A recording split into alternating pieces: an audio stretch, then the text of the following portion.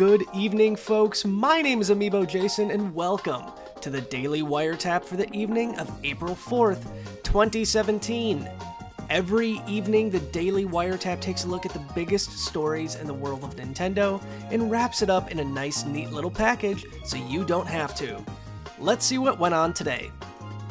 First up today, a Japanese teardown firm estimates the cost of the Switch at $257. Nintendo, like many companies, has naturally been quiet when it comes to divulging the manufacturing cost of the Switch.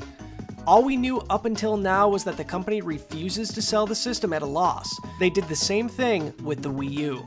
But where there's a will, there's a way, and a Japanese teardown firm gave it a shot themselves, and they estimate the system costs around $257 US to manufacture per unit. The same firm also believes the system could sell 30 million units by the end of 2018, but who knows? Honestly, anybody's guess at this point. In comparison, the Wii U sold only about 13.56 million units by December of 2016, after 4 entire years of being on the market.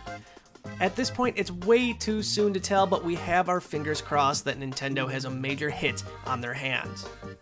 Next up this evening, we have some definitive news on the Nintendo Switch and Wii U Breath of the Wild patch that was just released. The Legend of Zelda Breath of the Wild received its first post-launch patch on the Switch and Wii U last week, presumably fixing a big chunk of the frame rate issues users have complained about since launch. But thanks to the good folks over at Digital Foundry, we now have official confirmation of that being the case, along with a much more in-depth analysis of the title's performance boost. It's going to be extremely difficult to convey to you exactly what is in this video from Digital Foundry, and because it's their video, we don't feel right about chopping it up and putting it into ours, so we highly recommend you head to the link in the description below and check out the video for yourself.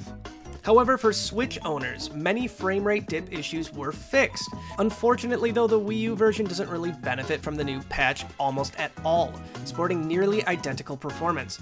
Even areas causing issues in both Switch's docked mode and the Wii U were left unceremoniously unaltered on the older hardware.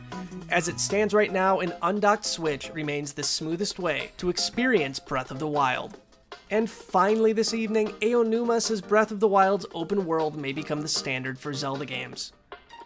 Breath of the Wild's open world experience has been embraced and praised by fans and critics over the last few weeks, and while it comes to no surprise, we can't help but totally bask in the greatness of the vast wildlands that are offered in the new Zelda game.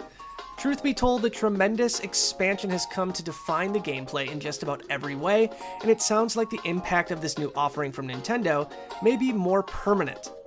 Zelda producer Aonuma sat down with Famitsu to discuss this topic. Famitsu said, "Making the next Zelda game might be more difficult if you choose to make it an open-air game. Will you evolve open-air? How will you make future dungeons? What will the next Zelda title be like?" Aonuma says, "I think that in the future, open-air games will be the standard for Zelda." While we can't say the open world will always be present in future installments, the fact that somebody so renowned and impactful in Zelda's long history has made such a strong and affirmative statement speaks volumes.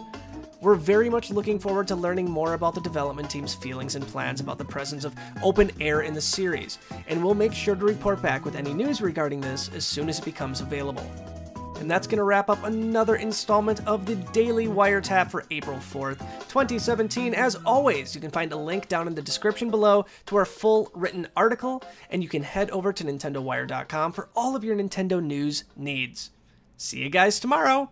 Bye!